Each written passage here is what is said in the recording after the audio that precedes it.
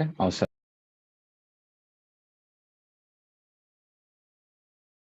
Great. Thank you very much. Good morning, everyone. This is the October 4th, 2023 meeting of the Fall Line Working Group. This is a all virtual meeting. We do have a number of members online with us. My name is Chet Parsons. I'm Executive Director of the Central Virginia Transportation Authority, and welcome to the meeting. So we are moving forward with this meeting as a it's typically an update meeting. We're focusing today on mostly the wayfinding plan and some of the components that have been discussed previously. Before we get into the meat of the meeting, Janice, do you mind doing the roll call? Sure. Give me 1 second to get to that screen.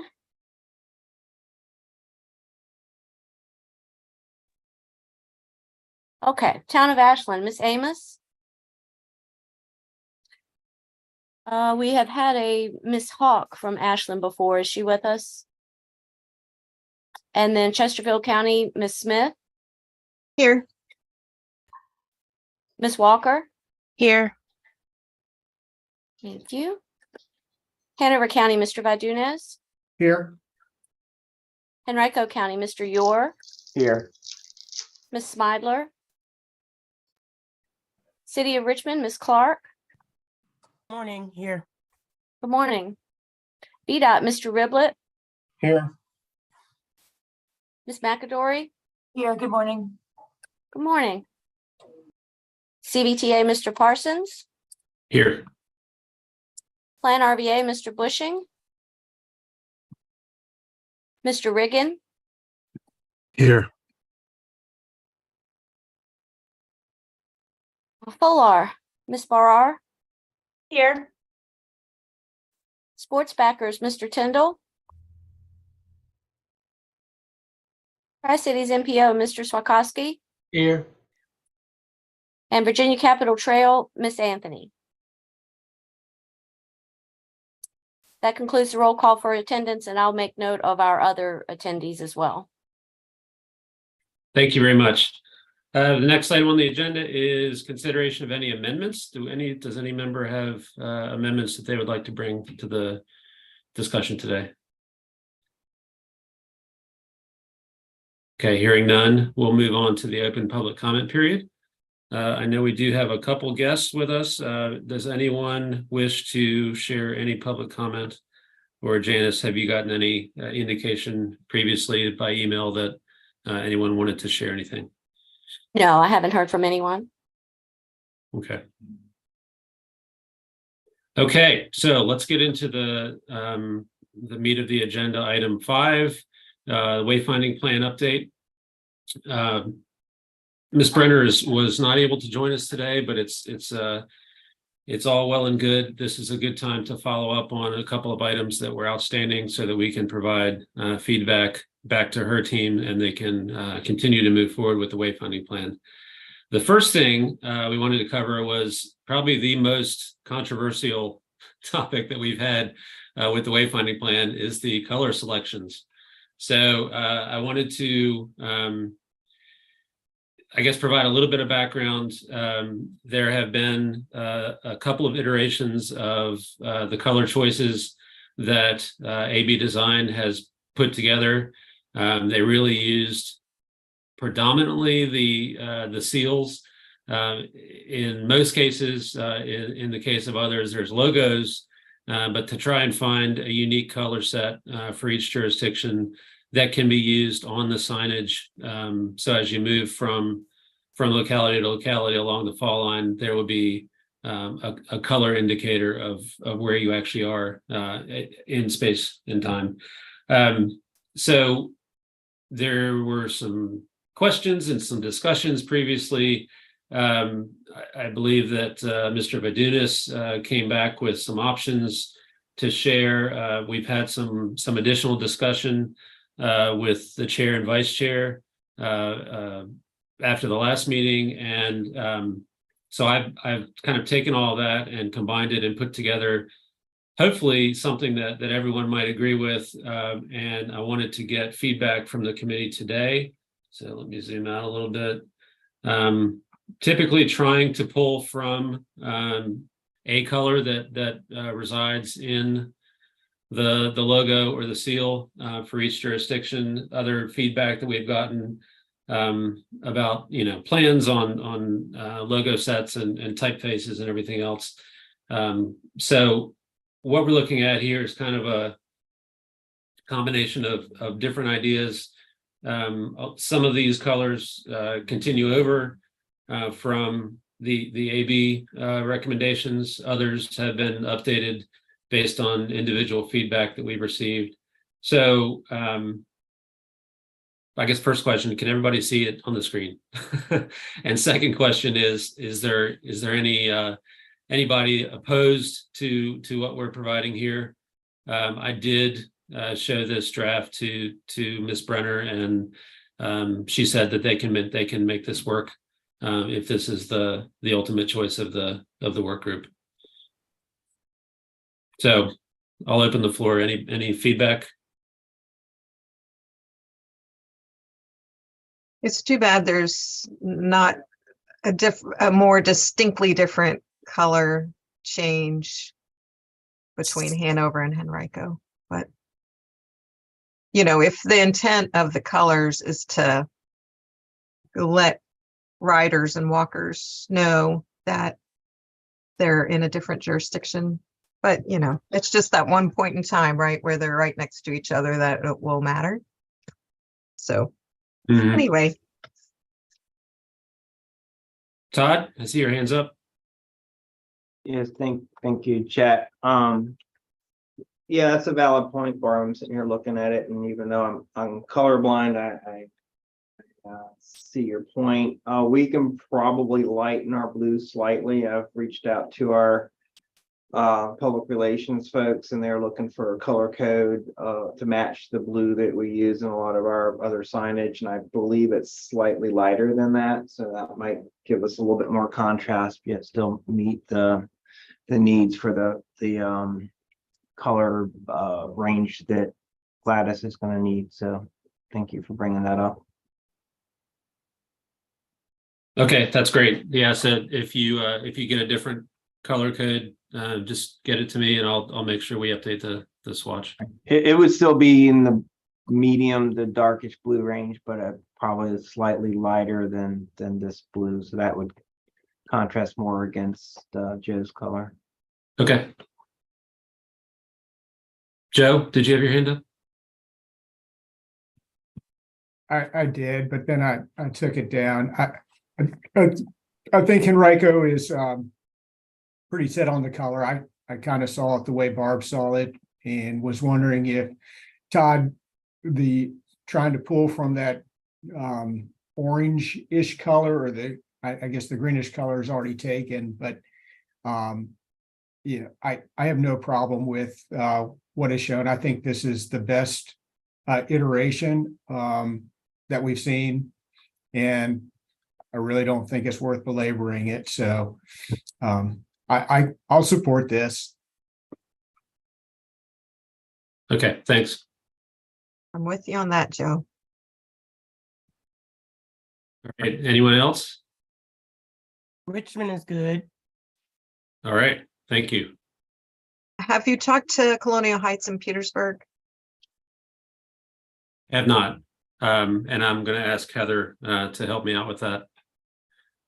Yeah, we definitely need to get their approval as well. Yep. Yeah, so I see one last check-in once we get an update from Henrico and get a sign off from Colonial Heights and Petersburg, and then hopefully we can put this to rest. Okay, anybody else? Okay, so the next. I'm sorry, Chet. Have we invited representatives from Colonial Heights and Petersburg to attend this meeting?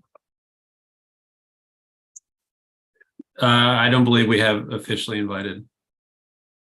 Yeah, it seems like we might want to do that. Yeah, I think that's probably a good idea. I mean, they're outside the CBTA study area, but they're absolutely stakeholders. So I don't have a problem doing that.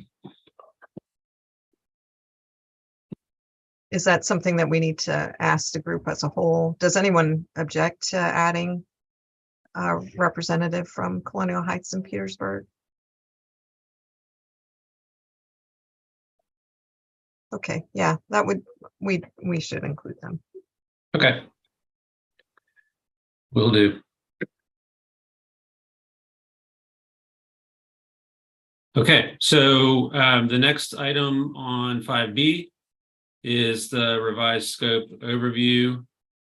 We just put in, I put it in the agenda.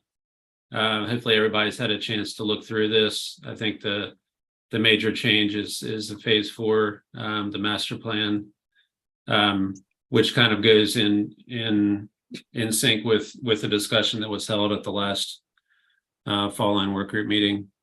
The other kind of slight change is in the fabrication plan, with a focus on developing reproducible documents to enable everybody to solicit bids for fabrication installation between a set date.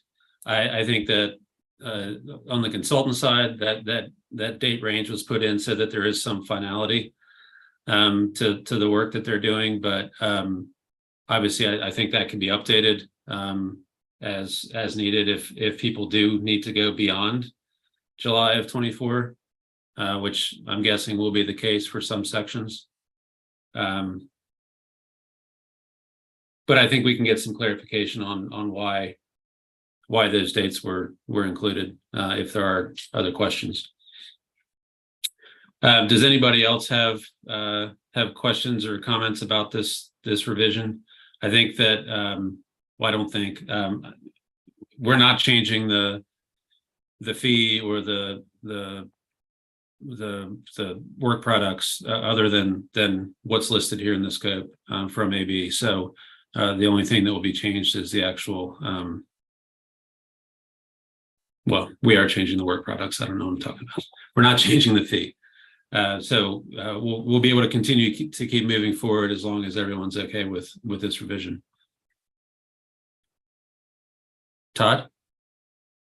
Jack, can you talk to the point about the date range? I'm a little confused by what it means for sections to be inaugurated between August 23rd and August 23 and July of 24. Is that what's the significance of those dates?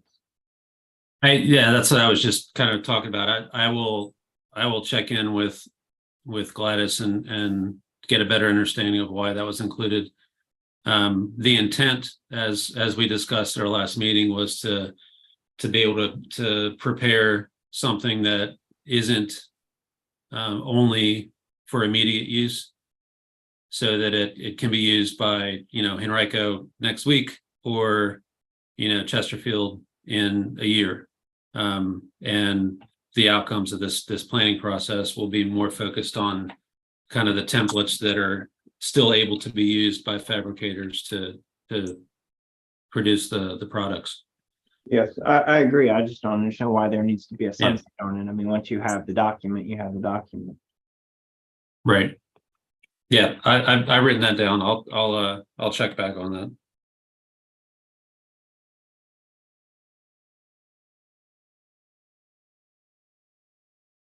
that. Heather? I was just going to add maybe a little bit on the date range. We work with Gladys. She did our master plan, and we do have documents we can keep using, but every time we design new plans, we engage her again to actually do the layout. So maybe this is actually getting some signs actually laid out and ready to go. We just got a bid back for about 8 signs, and it's $3,800 for her layout fee. So we already have the template, we already have the design. It's just her actually putting the words together for that specific site. So just to kind of give you a framework of kind of how we're doing it and what the costs look like. It's about $3,000 to move forward on new signs in a new park. So maybe that's what that means. That's what I'm Yeah. wondering, if she's gonna give us a set number up until that date, and then she's gonna start charging per project, maybe, I don't know. Yeah, I'll get clarification. Thanks. That's helpful.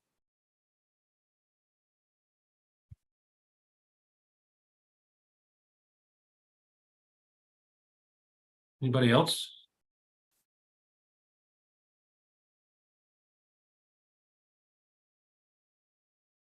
Okay, well, I'll ask about this item about fabrication and probably communicate back by email with everybody.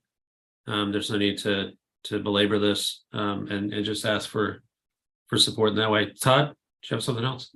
Yeah, sorry, I just remembered this. So, last time we had talked about, like a stencil pattern for putting on the pavement at key entrance points to the trail, and it was shown as an option on that presentation from the September meeting.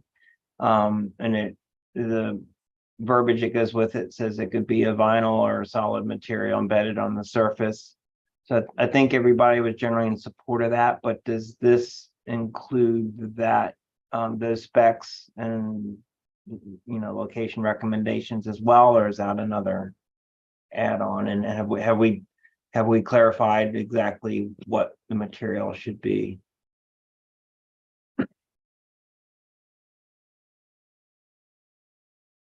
Okay, yeah, good question. I don't believe that is included here.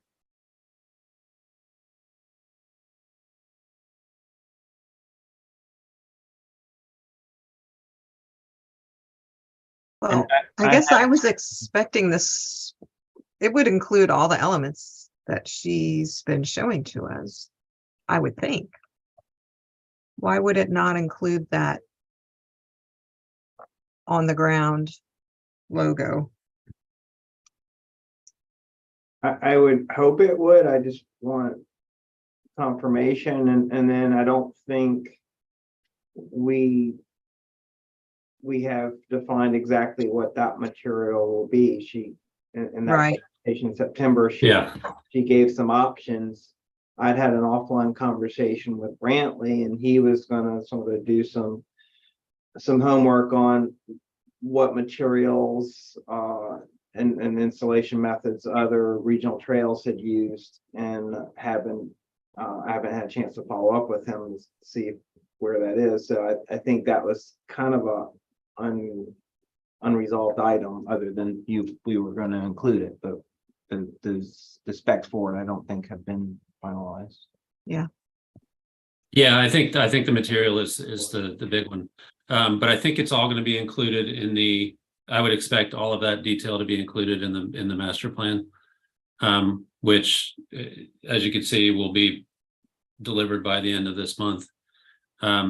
But it does include, I mean, like Barb said, the master plan includes all of those options in group 3, or whichever the number was that everybody selected. So I would think that on the ground component would be included as one of the options there. But I'll ask again for clarification on that. Yeah, and if we want to weigh in on the material, Yeah, we need to get our act together so that we're not delaying the delivery date. that's right.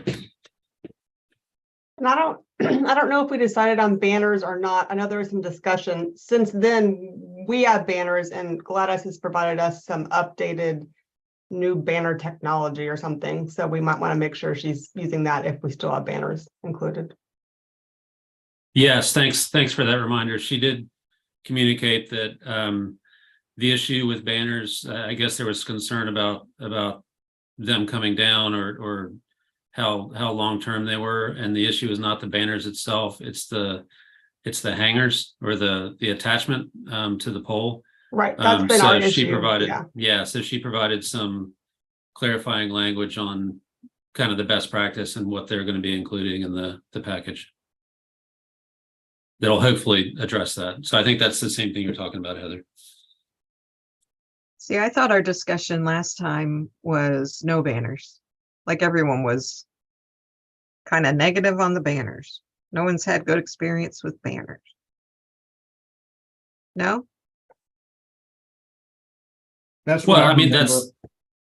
that's sorry. fine, but does that mean we just don't want them included as one of the 50 options in the package?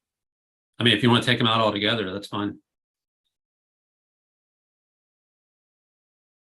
Todd?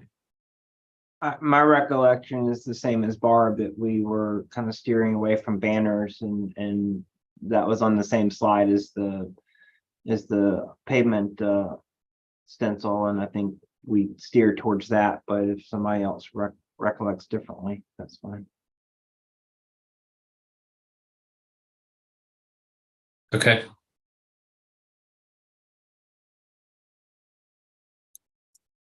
All right, well, let me ask, anybody, this is your chance to shine. Anybody really like banners? Otherwise, we'll take them out. We don't love them, but we definitely have places where that's the only thing that makes sense, right? So, I mean, it is an option sometimes in certain scenarios, so. And I have been talking to Colonial Heights and Hopewell use banners a lot, and they've been talking about that they're maintaining them in-house and they look a lot better. So anyway, it's something that we don't love, but we find a couple places in our alignment, it's all we can really fit in. Hmm. So maybe the document should say, include something that sort of recognizes that maintaining the banners is paramount to installing them. You know, it could be an option, I guess. And the document could say it's not a preferred option unless the locality is committed to maintaining them. Yeah, I think that's right, Barb. I think that's kind of what we're finding, is that you really just have to be committed to them if you want them. I support that language. Okay, I don't see Henrico agreeing to take them on and then maintaining them. Yeah, we probably won't either, but so it should say banners are not preferred, but if you have to use them, or if the situation calls for them, this is how they should look. I mean, that's Yeah. basically what we're saying. Okay. mhm. And maybe it says, you know, they're not the preferred option due to the high Maintenance. maintenance involved by the locality.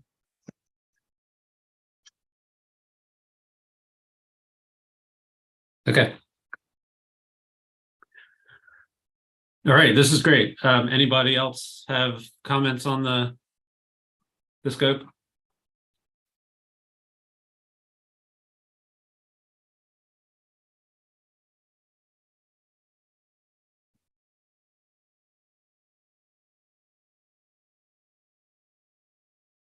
All right, so let's see what else is left. Mileage markers. Last big issue. What's everybody's preference on minimum distance? I mean, I think we're starting with even mile markers, right? And then the question is, do we go any smaller amounts or anything else? I'm seeing some head shaking already from those that have their cameras on. Capitol Trail is even miles, just for reference. Todd? I support half miles for this trail. Half miles, okay. Do you want to, you have you want to make a case? If I need to, sure. Okay, So there are a number of sections in Henrico and probably even more in the city where the trail won't be a long linear trail. There's a lot of curves and corners and changes in alignment. So I think half mile mileage markers kind of maybe is more informative to trail users, since it's more urban trail in many of these settings, as opposed to Capitol Trail is, you know, miles pretty much a straight line in most sections of it. Do you think Okay. do you think that other signs in the package though will be used to kind of direct people, or are you I'm are you thinking saying the about- mile markers are needed to direct people? No, I'm not saying for direction, but,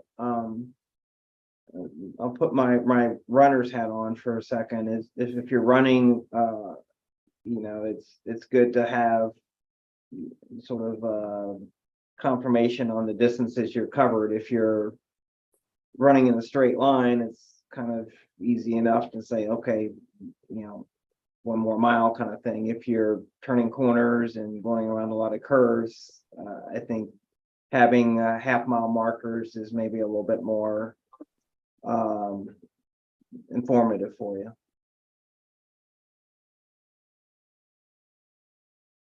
Maybe that's not my strongest case, but it's what I can come up with first thing Wednesday morning. I like it. So I like the mile because I'm cheap. I don't want to have to pay for twice as many signs. And maintain twice as many signs. Well, here's a question. We are probably in a, at least with existing conditions where we're in a from north to south, urban, suburban kind of situation.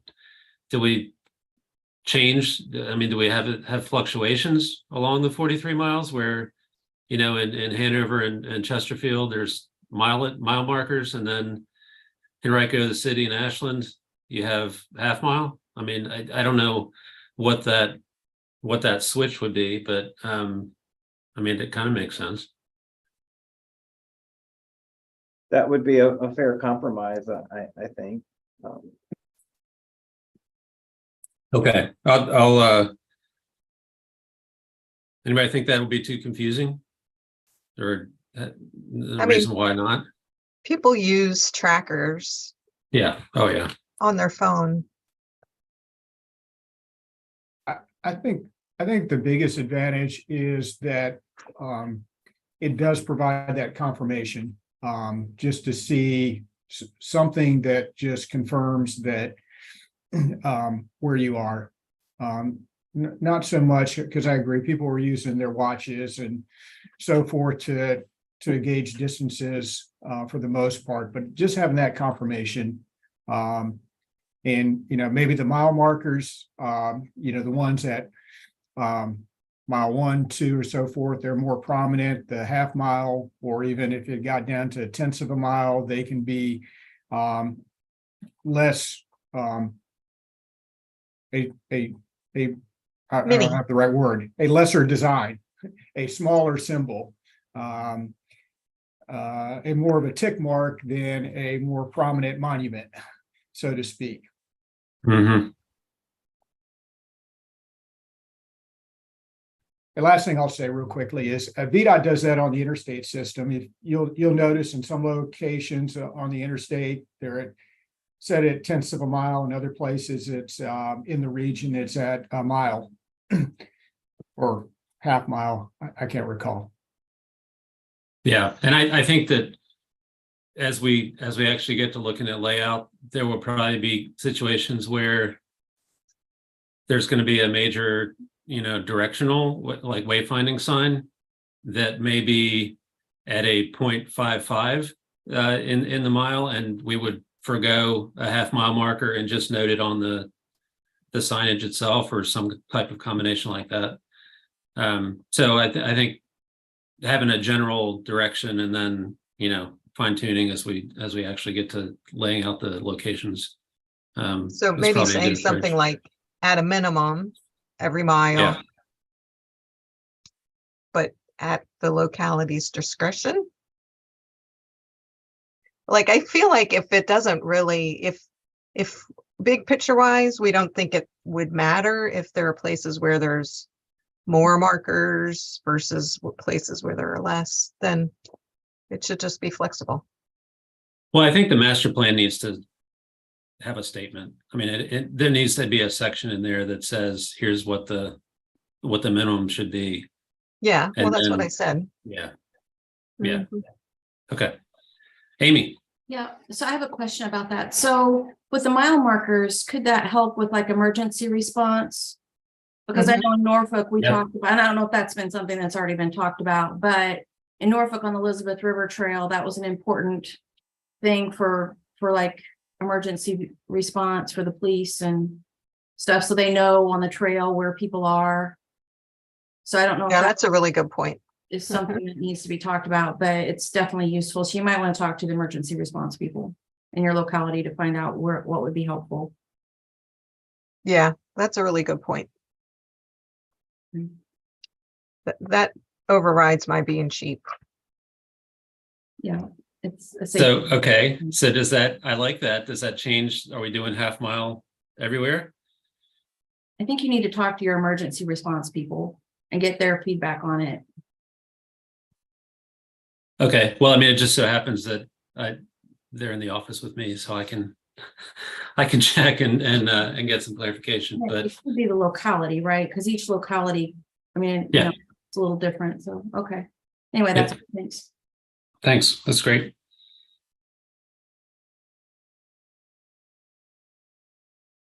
Okay, anybody else? Yeah, Chat, to Amy's point, there are sections of the fall line, both, I guess we're really talking more of the rural areas now, and sections of Henrico, so Chesterfield and Hanover for definite, that are kind of cross-country sections that aren't parallel to public roads. So I think for emergency response purposes, the more information regarding location is better. So that would lead towards maybe half miles markers for the entirety of the trail. To that point. Yeah, thanks, Todd, I appreciate that. Okay, Okay. I'm convinced. All right, Joe? Yeah, You good. I'm good. He was Okay. a half miler. Okay. For sure. All right, great. We're making progress. Okay, so anything else before we leave this topic? Anything else on the wayfinding plan that members want to discuss? Otherwise, I will be doing some follow-up with Gladys and getting clarification on the material, the sense on the ground and materials specifically, and then the statement that needs to be included about banners being not preferred, but if, like an if then, on how they should proceed. Yeah.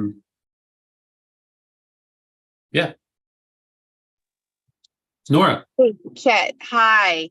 I agree with all the things you all said, and I apologize. I came in late, and so if you already talked about this, I can watch the recording. Did you all talk about the fact that we learned recently that there's no funding for wayfinding, and is there a plan for funding it? We have not talked about that today. But Is this the place to talk about it, or is that somewhere else? I think this is the place to note that there needs to be funding identified. I'm not sure it's up to this work group to figure out where it's coming from, but I think that's absolutely a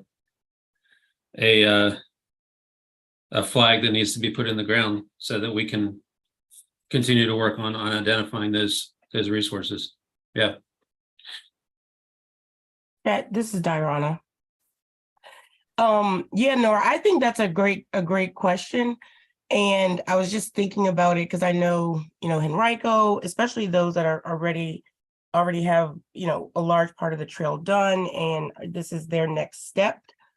So I do think we need to begin to kind of brainstorm how to leverage the CVTA regional dollars in any requests that we come up with.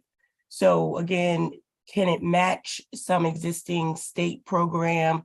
Can it match, is there regional dollars from the TPO? And so let's looking at a diverse mix when we think about funding it and not putting, the weight, even if there's some IIJA funding package that could get put together for a request.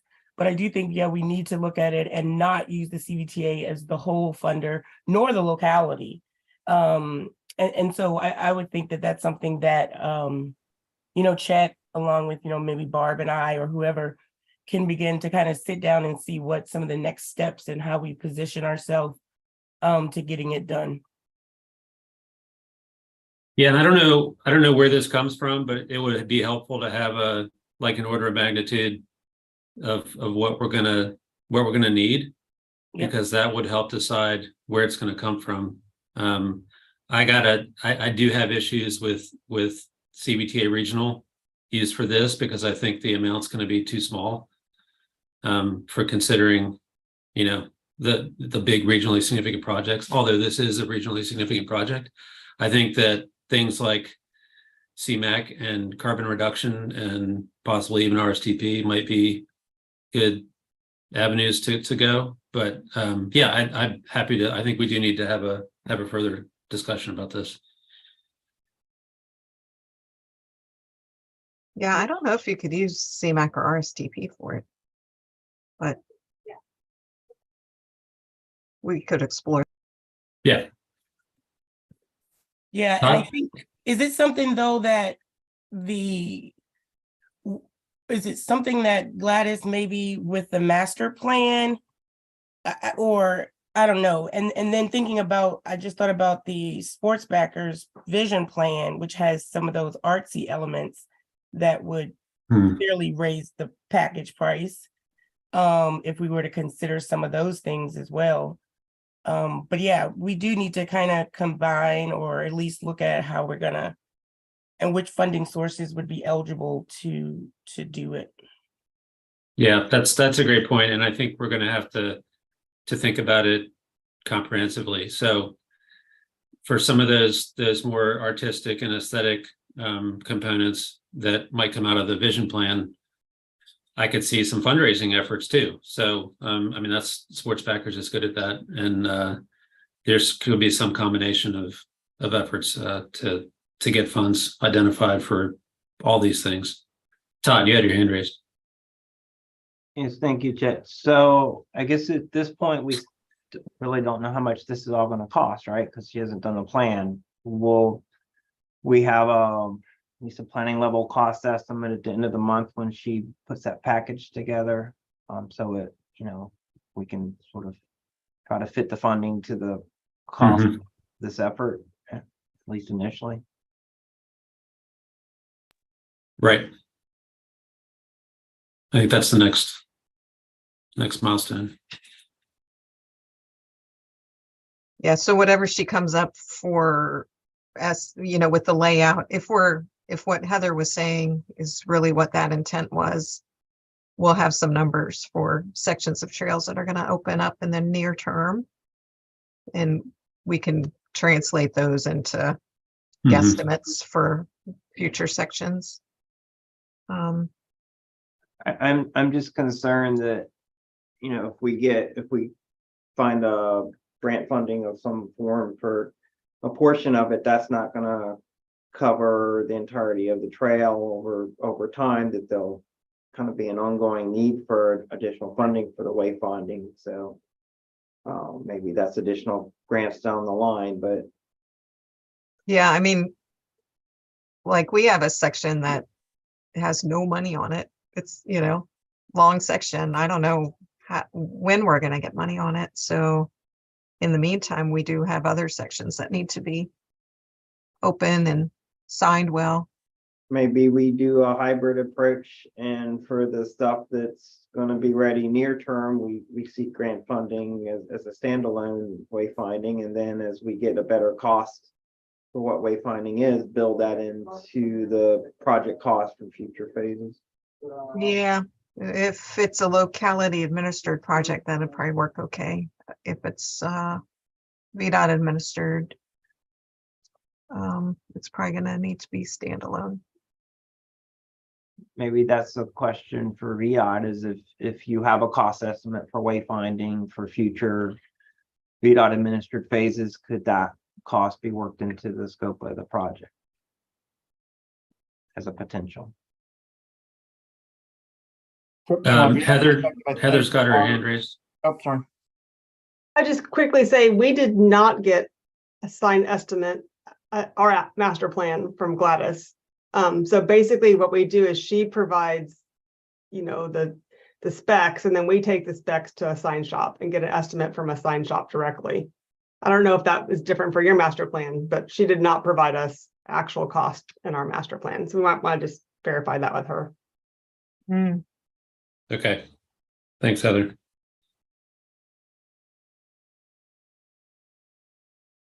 Mark?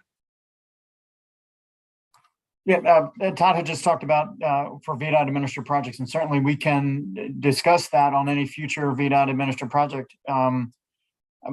Just conceptually, though, the thought for all of the amenities were that they were not really anticipated to be included in the projects constructing the trails, and certainly not from a maintenance perspective long term. So I think the thought was always that they would be potentially under a permit type approach for those projects, which would mean potentially there would be a project that would be administered by someone else. That doesn't mean we can't have that conversation though, but just wanted to share that.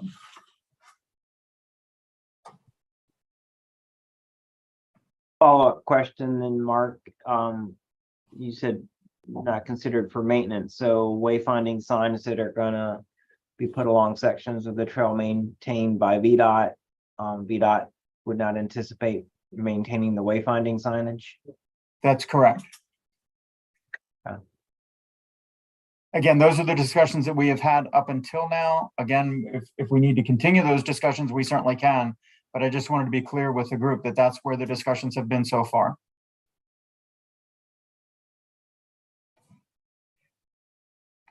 Okay. Member updates? Mark, do you have any updates on Design Build 2? So the update literally as of yesterday, still continuing to evaluate the opportunities that we have to avoid and minimize the impacts from the cultural resource perspective and the environmental issues that we have coming north of the Appomattox there. We hope to have something in the next couple of weeks from WRA that will nail that down. Preliminary indications are that Scott Fisher's done a really good job working with them to try and right size certainly some of the bridge structures and everything. We appreciate the support for additional funding on Design Build 2. With any luck, we may be able to get that up to Route 10 with the additional funding. Again, we're hoping to have more information from WRA in the coming weeks. Just a follow-up question, just for scheduling purposes, especially working with WRA, is there an intention just to have typical November and December meetings for the Fall Line Trail Working Group as well, just so that we can give them a target date to work towards? Yeah, my assumption is that we'll continue to have monthly work group meetings. Sure. The kicker is, if we're going to have a SPA put together, we've got October 27th and December 5th for the authority. So we'll just need to work around that. We want to make sure that we have an opportunity to, present what we think might be a viable Design Build 2 route and options. Get Fall Line Trail Working Group comments, support to be able to move that forward. So we need to bring that back to you, and we want to make sure that we do that in a timely manner. Okay. So I think my understanding is Fall Line Trail, this group right here is sort of casual, not so formal. So it is great that we would see something, but I think it's got to kind of run through TAC and right. Yeah, it would come here first, and then, I mean, everybody here would hopefully coalesce around the idea and then take it to TAC. Yeah. But if there were scheduling issues, that routing it through this particular committee might fall by the wayside. If we need to keep the thing moving. Yeah. Right. Mm-hmm. Typically, in any typical month, this group would meet before TAC at least a week ahead of time, if not 2. But if there's a need, yes, TAC would be the ultimate choice. Yeah, we're encouraged that there's a possibility it'll make it to 10. So That that's that was particularly good news. Well, I tell you, we're holding out. WRA is still working on the architectural resource, impacts. And we're hoping certainly for them being able to thread the needle. Mhm. Yeah, that's good. Anybody else? Todd, you have updates? Yes, we were awarded, construction contract for our first section to go under construction at our September 26th board meeting for the Park Street phase, which is a revenue share portion that runs from Bryan Park and the city of Richmond to Spring Park and Henrico. It's a small section. It's only 1,400 linear feet, but it's an important first piece coming out of the ground. We do anticipate having a groundbreaking probably later this month or early November, while Mr. Thornton is still in office. What's nice about this section is Spring Park was one of the first projects he took on as when he was a new board member back in the early 90s. So this kind of is full circle for him coming back to Spring Park, and this is almost like an extension of or expansion of Spring Park for him. So it's a nice piece to start off with. So anybody interested in coming to the groundbreaking, let me know.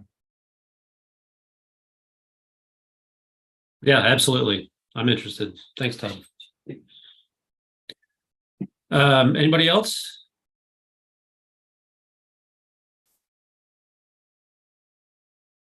Okay, well, I think we're at the end of the meeting. The next meeting is scheduled for November 1st. I look forward to seeing many of you at Finance and Tech between now and then, and we can adjourn unless there's any other comments.